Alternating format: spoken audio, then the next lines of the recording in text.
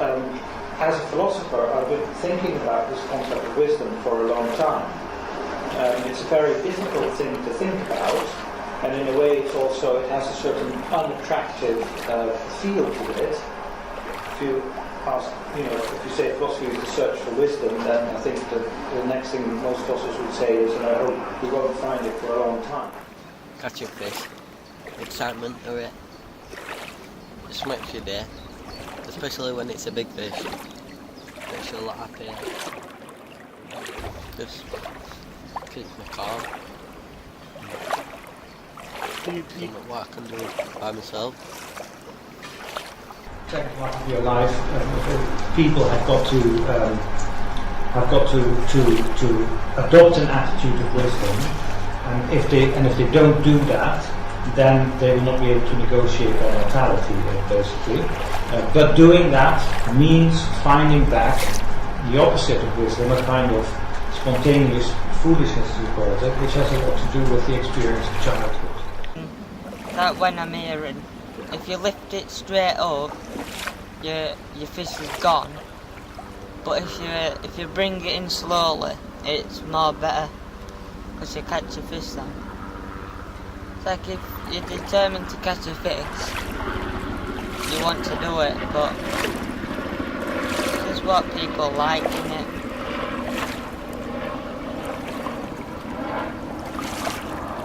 Which I've heard in the market then. Just depends what people like, really. Come on. Where are you?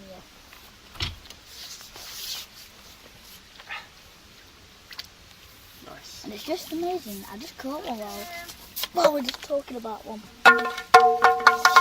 What have you got here? Another.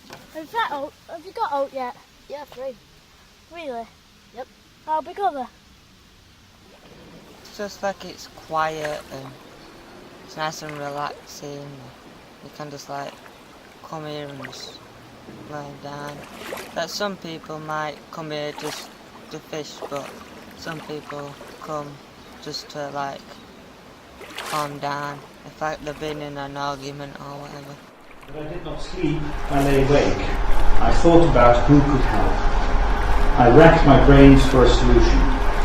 The book I had been reading bore the title The Robber's Cave in the Sierra Moreno, or The Angel of All the Oppressed.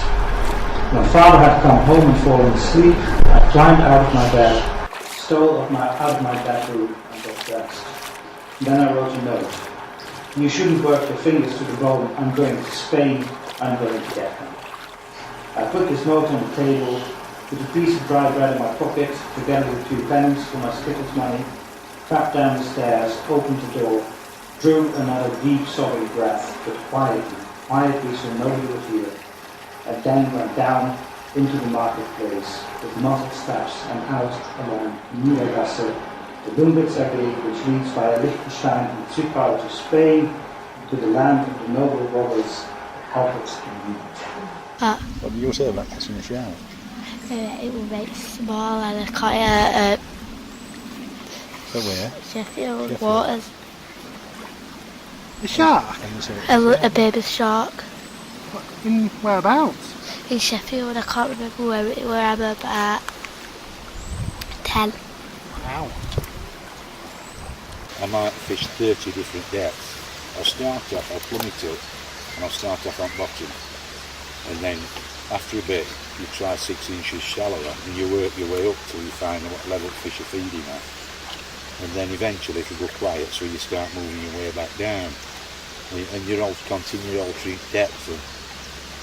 And the difference between a good angler and me, like Martin and me, Martin will come to the same conclusion as me, but he'll do it half an hour before.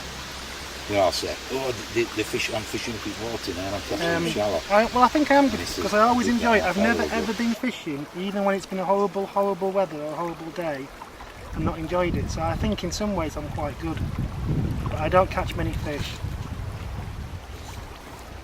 A lot, like, it calms you down, and you just forget about everything that's going off outside of fishing, and just concentrate on fishing.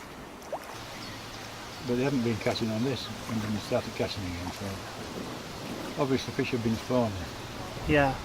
This warm weather it's brought them on to spawn. Right? So once they are spawning they'll not feed. They have one thing on their mind and that's spawning. God. And then he says, in this mystical Christian tradition, the enjoyment of God is actually a lust effect. It has to do with lust. It's no longer an intellectual thing.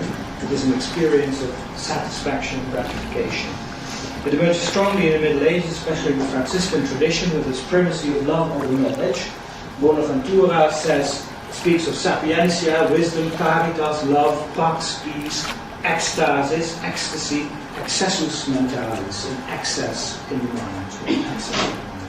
This is excessive to the mind, to the beyond. I think it's like if you're angry or whatever, it's nice just to come because it's relaxing and no one's like bugging you or whatever. It's just like come to calm down and chill out, and it's good to fish because some fish what you catch it's good. So you know that you've achieved something. As he says.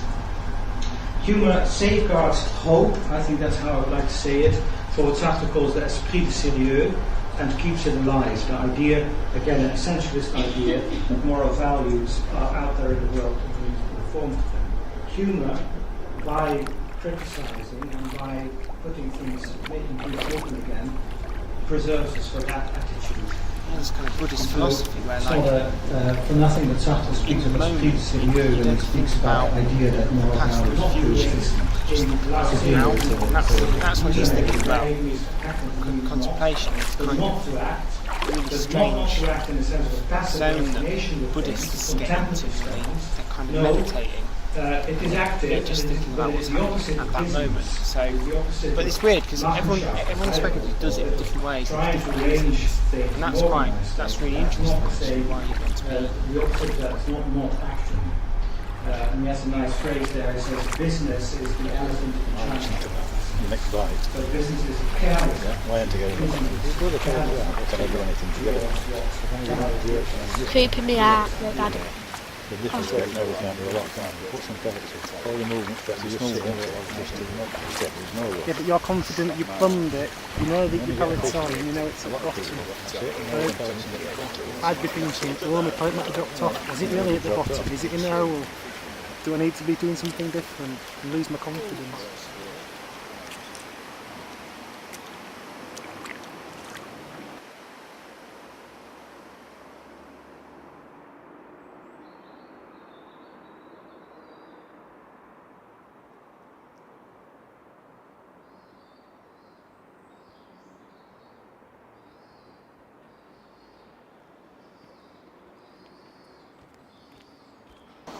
And then next day they had him throwing it in to get his accuracy where he got to pull it.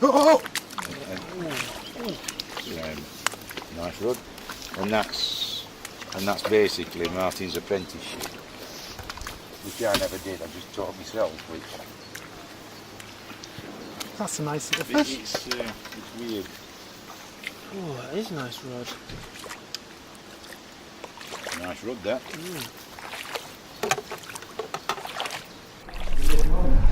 The absence of a pre-given essence and of the hope that has been given to us for the sake of the hopeless, which is also in a way a joke. Yeah, that's what I mean. That's what I mean. And then you get wisdom in our time. Sometimes I just wander off and daydream. As yet, never in this world fulfilled desire content. So desire, that which we've seen earlier, God says is the only honest characteristic of all people, is in a way has a depth of not being fulfilled.